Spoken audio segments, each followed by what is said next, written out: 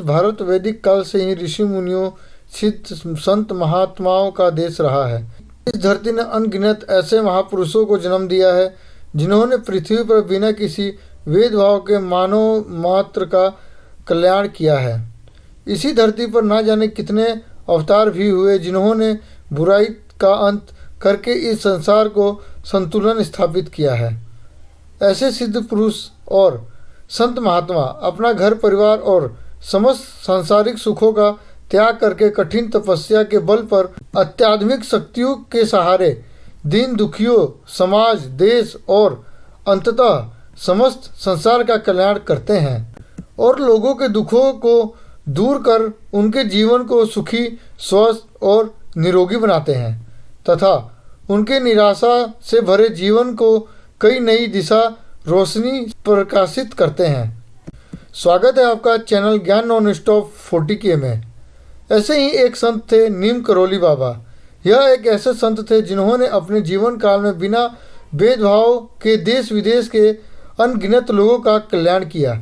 इनके शिष्यों में फेसबुक के संस्थापक मार्क जुकरबर्ग तथा एप्पल के संस्थापक स्टीवन जॉब्स को प्रमुख रूप से माना जाता है।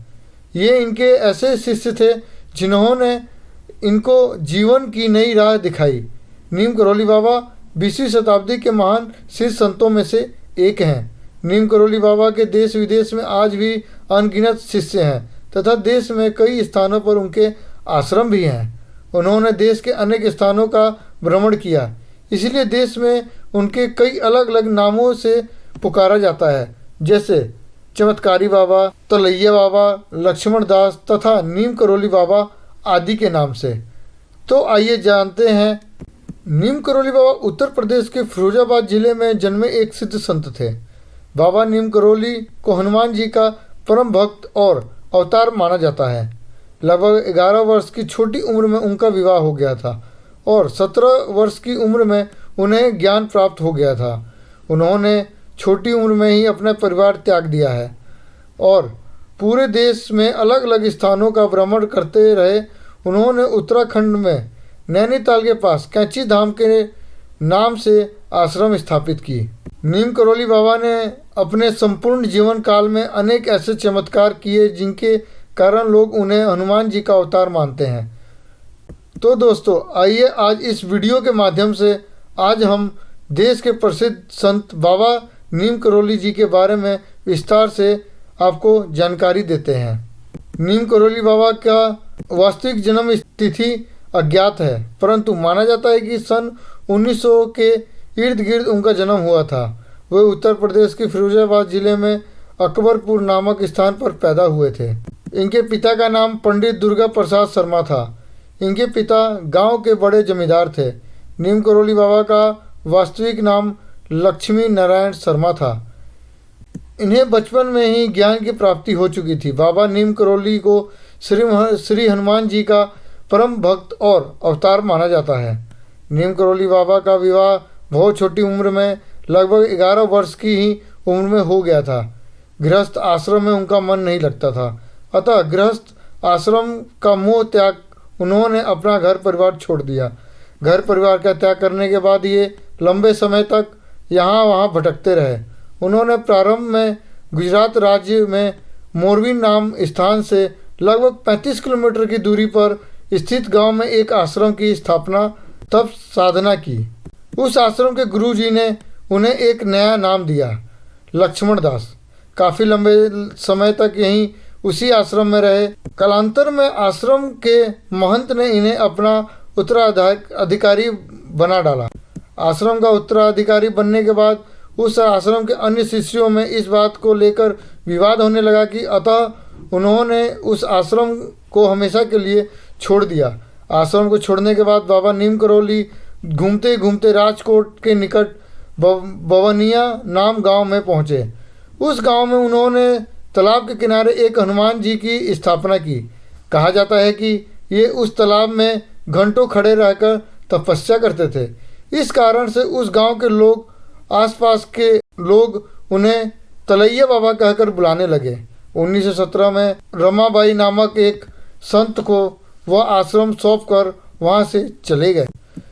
बवानिया गांव छोड़ने के बाद एक बार की बात है, जब बाबा नीम करौली टुंडला से फिरोजाबाद जाने वाली एक ट्रेन में प्रथम श्रेणी के डिब्बे में यात्रा कर रहे थे और उनके पास टिकट भी नहीं था।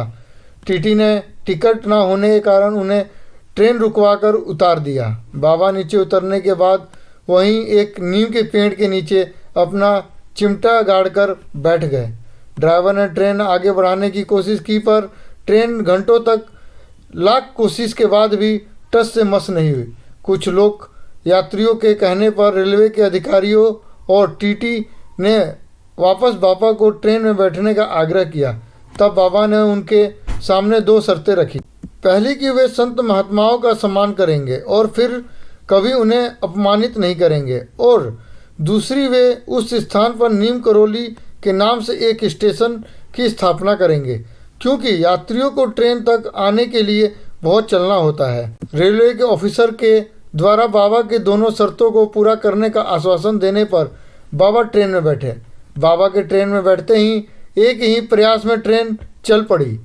बाद में रेलवे ने वह नीम करौली स्टेशन के नाम से एक स्टेशन बना दिया, जो आज भी स्थित है। उस ट्रेन में बैठे यात्री जो गंगा स्नान करने जा रहे थे, उनकी विनती पर बाबा गांव में गए, वहां एक गुफा बनवाई और स्वयं एक हनुमान जी की मूर्ति रचना व स्थापना की। यह मूर्ति आज भी नीम करौली धाम में मौजूद है। बाबा ने जिस गुफा का निर्माण कराया था, उस गुफा में वे कई दिनों तक तपस्या में लीन रहना करते थे। उनका नाम नीम करौली बाबा यहीं से पड़ा था। यह ब्रिटिश हुकूमत का ज़माना था। यह घटना देश के अलग अलग विदेशों में भी खूब चर्चित रही। इस घटना के अलावा नीम करौली बाबा के पूरे जीवन में ऐसे कई चमत्कार देखने को मिल जाते हैं। यहाँ तक कि उनके देहवसना के बाद भी उनके चमत्कारों को सुनकर आप विस्मित हुए बिना नहीं रह सकते। नीम करौली बाबा के जीवन में कई ऐसी घटनाएं हैं जिन्हें सुनकर आज भी विश्वास नहीं होता और वे घटनाएं चमत्कारी प्रतीत होने लगती हैं। तब उन्हें एक दिव्य पुरुष मानने पर विवश होना पड़ता है। ऐसे ही कुछ घटनाएं बताते हैं। प्रयागराज में 1966 में कुंभ मेले में रात को ब्रह्मचार्य बाबा ने किसी दूसरे भक्त से धीमे से कहा, कितना अच्छा होता यदि इस समय प्याला गर्मा गर्म चाय मिलती। उनके कैंप में रात के उस वक्त दूध खत्म हो चुका था। बाबा ने उनकी बात को सुन लिया और कहा, क्या चाय पिएगा? फिर आपने शिष्य से कहा, बाल्टी लेकर गंगा मैया के पास जाओ और उनसे कहो हम दूध लेकर जा रहे हैं, सुबह वापस लौटा देंगे। भक्त बाबा जी की बात सुनकर चुपचाप गंगा जी के पास गया। उसने गंगा जी में से एक गंगा जल भरा और वापस आ गया। बाल्टी को ढक कर रख दिया गया। चाय बनने लगी। फिर दूध निकलने के लिए बाल्टी से ढक्कन हटाया गया तो बाल्टी में वास्तव में गंगा जल के स्थान पर दूध था। प्रशंसा के लाभ सभी ने चाय बनाकर पी और सुबह दूध आने पर एक बाल्टी दूध गंगा मैया में वापस डलवा दिया गया। ऐसी ही एक घटना है। एक बार बाबा जुगल किशोर बिरला के घर पधारते हैं। बिरला बाबा जी की मुलाकात अपने पुजारी नारायण दास से करवाते हैं। नारायण दास को देखते ही बाबा ने कहा, हनुमान जी के साथ तेरे पिता ने बड़ा छल किया है। इस बात पर अचंभित नारायण दास अपने पिता से बात करता है। नारायण दास की बात सुनकर उनके पिता पन्नालाल कहते हैं, वो कोई संत नहीं, निश्चित रूप से वह भगवान हनुमान हैं, क्योंकि इस बात का पता हनुमान जी और मेरे सिवा किसी तीसरे को नहीं है। यहाँ तक कि तेरी माँ को भी यह बात नहीं पता है।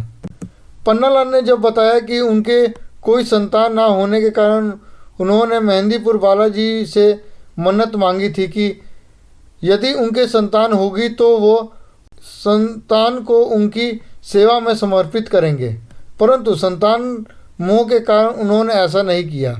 यह बात सिर्फ पन्नालाल और हनुमान जी ही जानते थे। यह बात सुनकर नारायण दास ने स्वयं को महरौली दिल्ली के हनुमान मंदिर में निस्वार्थ भाव से हमेशा के लिए समर्पित कर दिया। वर्तमान में भी वह उस मंदिर में पुजारी के रूप में कार्य करते हैं। नीम करोली बाबा ने शादी के कुछ समय बाद ही अपना घर त्याग दिया था, पर कुछ समय बाद उनके पिता को जब इनके बारे में पता चला तो वो इन्हें घर वापस ले आए और जब इन्हें समझाया तो इन्हें अपने पारिवारिक जिम्मेदारियों का एहसास हुआ। तब से ये गृह आश्रम में ही रहे। इनका एक भरा पूरा परिवार था। इनके परिवार में 2 बेटे और 1 बेटी थी। इनके बड़े पुत्र का नाम अनेगा सिंह है और वर्तमान में अपने परिवार के साथ भोपाल में रहता है। इनके छोटे पुत्र का नाम धर्म नारायण शर्मा था, जो वन विभाग में रेंजर के पद पर तैनात थे। कुछ समय पहले ही उनका निधन हो गया है। गिरिराज देवी नाम की इनकी एक पुत्री भी है। नीम करोली बाबा अपने पिता के मनाने पर लगभग 10 वर्ष के अंतराल बाद अपने गांव वापस आ गए। गांव आने के बाद उन्होंने गृह जीवन प्रारंभ किया, परंतु साथ ही साथ समाज सेवा का कार्य भी करते रहे। 1925 में बाबा के बड़े पुत्र का जन्म हुआ, जिसका नाम होने अनेक सिंह रखा। इस दौरान बाबा नीम करोली आते जाते रहते थे। बाबा ने 1917 से 1935 तक का समय नीम करोली में साधना करते हुए व्यतीत किया। फिर उन्होंने 1935 में वहीं एक यज्ञ संपन्न किया। इसी यज्ञ में बाबा ने अपनी जटाओं का त्याग कर दिया था। इन दिनों तक बाबा ने अपनी धार्मिक कृत्यों के साथ साथ अपने गृहस्थ धर्म का भी पालन किया। 1937 में बाबा ने नीम करोली को एक और पुत्र की प्राप्ति हुई। इस पुत्र का नाम उन्होंने धर्म नारायण शर्मा रखा। 1945 में एक बार फिर बाबा के आंगन में एक कन्या की किलकारियां गूंजी। इस कन्या का नाम उन्होंने गिरिजा देवी रखा। 1942 में बाबा भ्रमण करते हुए उत्तराखंड पहुंचे। यहाँ भवाली से कुछ दूर आगे जाने पर उनके एक व्यक्ति दिखाई दिया। बाबा ने उस व्यक्ति को उसके नाम से पुकारा। उस व्यक्ति का नाम पूरन था। बाबा के मुंह से अपना नाम सुन आश्चर्यचकित सा वह व्यक्ति उनके पास पहुंचा। बाबा ने उस व्यक्ति से कहा, मुझे भूख लगी है, कुछ खाने की व्यवस्था करो। पूरन नाम के व्यक्ति ने बाबा से अपने कौतूहल के बारे में कहा तो बाबा ने जवाब दिया कि मैं तुम्हें कई जन्मों से जानता हूँ।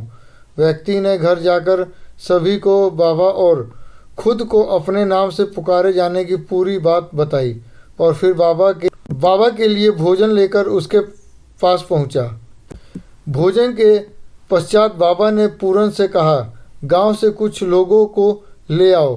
बाबा उन लोगों के साथ नदी पार करके दूसरी ओर के जंगल में पहुंचे।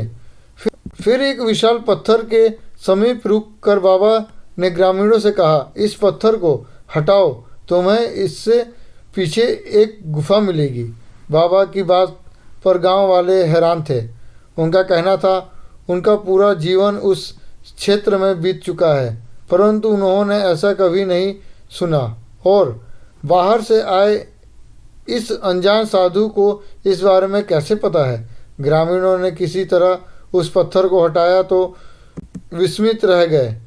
वहाँ वास्तव में एक गुफा थी। बाबा ने बताया कि गुफा के अंदर एक हवन कुंड भी है। अंदर जाने पर उन्हें वास्तव में वहाँ एक हवन कुंड मिलता है। बाबा ने आश्चर्यचकित ग्रामीणों को बताया कि यह सब जो उन्होंने देखा है यह कोई चमत्कार नहीं, बल्कि यह भगवान हनुमान जी का स्थान है। बाबा ने स्थान को नदी के निर्मल जल से शुद्ध किया और फिर वहाँ हनुमान जी की प्रतिमा को स्थापित किया। नीम करोली बाबा ने गांव के लोगों को बताया कि वह स्थान एक महान सिद्ध पुरुष सोमवारी बाबा की तपोस्थली रहा है। हनुमान जी की प्रतिमा की स्थापना के बाद नीम करोली बाबा उस स्थान पर आते रहते हैं। उसी स्थान पर 1962 में कैंची धाम के नाम से नीम करोली बाबा के आश्रम की स्थापना की गई। तत्कालीन वन मंत्री चौधरी चरण सिंह ने कैंची धाम के निर्माण हेतु बाबा को भूमि उपलब्ध कराई। चौधरी चरण सिंह के इस कार्य से प्रसन्न होकर बाबा ने उन्हें एक दिन भारत का प्रधानमंत्री बनने का आशीर्वाद दिया। 15 जून को कैंची धाम में एक विशाल उत्सव और भंडारे का आयोजन किया जाता है, जिसमें देश विदेश के असंख्य लोग शिरकत करते हैं और नीम करोली बाबा का आशीर्वाद प्राप्त करते हैं। नीम करोली बाबा गृहस्थ आश्रम और आध्यात्मिक जीवन दोनों में को पूरी संजीदगी और ईमानदारी के साथ जिया। फिर 1935 में उन्होंने नीम करोली धाम को छोड़ दिया और अपना शेष आध्यात्मिक जीवन कैंची धाम में व्यतीत किया। कैंची धाम में उनके प्रमुख शिष्य पूर्णानंद तिवारी थे, जो सदैव बाबा की सेवा तत्पर रहते थे। 1942 में सर्वप्रथम बाबा ने इन्हीं पूर्णानंद तिवारी कैंची धाम में दर्शन दिए थे। नीम करोली बाबा ने 9 सितंबर 1973 को कैंची धाम त्याग दिया। इनसे 2 माह पूर्व से ही बाबा ने अपने प्रमुख शिष्य पूर्णानंद को स्वयं से दूर करना प्रारंभ कर दिया था, जिस कारण पूर्णानंद दुखी थे। बाबा ने पूर्णानंद से 9 सितंबर को बताया कि वह वृंदावन जा रहे हैं और साथ ही यह भी कहा कि वह उनके साथ नहीं जाएंगे, बल्कि वे रवि खन्ना नाम के एंग्लो इंडियन के साथ यहाँ यात्रा करने वाले थे। ट्रेन द्वारा बाबा काठगोदाम से आगरा के लिए रवाना हुए, परंतु आगरा पहुँचने से पहले ही वह ट्रेन से उतरे और उन्होंने रवि खन्ना से कहा कि वे अपना देह त्याग रहे हैं। उनका संस्कार कैंची धाम के स्थान पर वृंदावन में किया जाए। उन्होंने कहा उनकी अर्थी को सबसे पहले उनका शिष्य पूर्णानंद ही कंधा लगाएगा, अतः उसके आने से पहले उनका संस्कार ना किया जाए। इस प्रकार बाबा ने अपना शरीर त्याग दिया। नीम करोली बाबा की समाधि वृंदावन के आश्रम में स्थित है। बाद में बाबा की अस्थियों को कैंची धाम लाया गया, जहां आज भी उनका दर्शन किया जा सकता है। बाबा नीम करोली का एक अन्य आश्रम उत्तर प्रदेश के वृंदावन में भी है। वृंदावन में ही उनका महासमाधि मंदिर भी है। वृंदावन बस स्टैंड से मात्र 2 किलोमीटर की दूरी पर उनका आश्रम है। उत्तराखंड राज्य के कुमाऊं की विशाल पहाड़ियों में गर्भ में कैंची धाम आश्रम स्थित है। नैनीताल अल्मोड़ा मार्ग पर समुद्र तल से 1400 मीटर की ऊंचाई पर स्थित यह स्थान नैसर्गिक सौंदर्य, एकता, वातावरण तथा ध्यान साधना के लिए संपूर्ण एक आदर्श स्थान है। हर साल आश्रम की स्थापना दिवस पर 15 जून को एक विशाल मेले का आयोजन किया जाता है। यहाँ देश विदेश से हजारों संख्या में श्रद्धालु आते हैं। कैंची धाम उत्तराखंड पहुँचने के लिए विमान, ट्रेन, निजी वाहन, टैक्सी या बस से पहुँचा जा सकता है। आप कैंची धाम पहुँचने के लिए ड्राइव कर सकते हैं, ट्रेन, बस, टैक्सी या हवाई यात्रा करके पहुँच सकते हैं। बाबा के अमेरिकी शिष्यों में से रिचर्ड एडवर्ड भी प्रमुख हैं। ड्रग पर रिसर्च करने वाले अमेरिका के हार्वर्ड यूनिवर्सिटी के प्रोफेसर रिचर्ड एडवर्ड, जो स्वयं ड्रग एडिक्ट हो गए थे और उन्हें इसी कारण से यूनिवर्सिटी से बाहर कर दिया गया था। इसके बाद धीरे धीरे वो डिप्रेशन में चले गए। रिचर्ड 1967 में भारत पहुँचे। यहाँ पहुँचकर उन्होंने नीम करोली बाबा से मुलाकात की। मुलाकात के दौरान उन्होंने बाबा को ड्रग की गोलियाँ दी।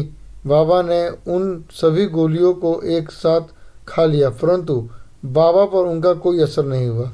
यह मंजर देख एडवर्ड की ड्रग के प्रति सोच पूरी तरह बदल गई और वह तभी से बाबा के शिष्य बन गए। यहाँ तक कि अमेरिका वापस लौटने पर उन्होंने स्वयं का नाम बदलकर रामदास रख लिया और सारा जीवन हिंदू धर्म के प्रचार प्रसार में लगाने लगे। स्टीवन जॉब्स से प्रेरित होकर ही 2015 में फेसबुक के संस्थापक मार्क जुकरबर्ग भी बाबा नीम करोली के कैंची धाम आश्रम पहुँचे। वे भी बाबा नीम करोली से बहुत प्रभावित हैं। यह मार्क जुकरबर्ग के लिए एक ऐसा कठिन समय था जब फेसबुक को बेचने की नौबत आ चुकी। बाबा में आस्था और उनके दर्शन के बाद उनके जीवन की दिशा और दशा पूर्ण बदल गई। इसके अतिरिक्त लैरी पेज और लैरी ब्रिलियंट भी उनके प्रमुख शिष्यों में शामिल हैं। नीम करोली बाबा के प्रमुख शिष्य रामदास और लेरी ब्रिलियंट ने कैलिफोर्निया अमेरिका के बर्कले में नीम करोली बाबा को समर्पित एक संस्था सेवा फाउंडेशन की स्थापना की, जिसका वित्त पोषण उनके शिष्य स्टीवन जॉब्स के द्वारा किया गया। नीम करोली बाबा के आश्रम न सिर्फ भारत में बल्कि अमेरिका में भी है। दोस्तों, नीम करोली बाबा को मानने वाले उनके शिष्य उन्हें प्रभु हनुमान का अवतार मानते हैं और उनकी भक्ति करते हैं तथा नीम करोली बाबा मंत्र का जाप करते हैं। नीम करोली बाबा का मंत्र कुछ इस प्रकार है। मैं हूँ अति बुद्धि मलिन, भक्ति श्रद्धा विहीन, विनय करूँ कुछ आपकी, सभी हों विधि दीन। यह श्रद्धा के पुष्प कछु, धरी चरणन संहार। हे कृपा सिद्धि गुरुदेव प्रभु, करी लीजिए स्वीकार। जो भक्त नीम करोली बाबा के उपरोक्त मंत्र का जाप करता है और उस व्यक्ति को बाबा नीम करोली का आशीर्वाद व उनकी कृपा प्राप्त होती है। शारीरिक और मानसिक रूप से स्वच्छ एवं पवित्र होकर सच्चे मन से ध्यान मग्न व एकाग्रता होकर बाबा की आरती का गान करना चाहिए। आपको ये वीडियो कैसी लगी हमें कमेंट कर ज़रूर बताएं। इस तरह की रोचक वीडियो देखने के लिए हमारे चैनल के साथ जुड़े रहें। धन्यवाद।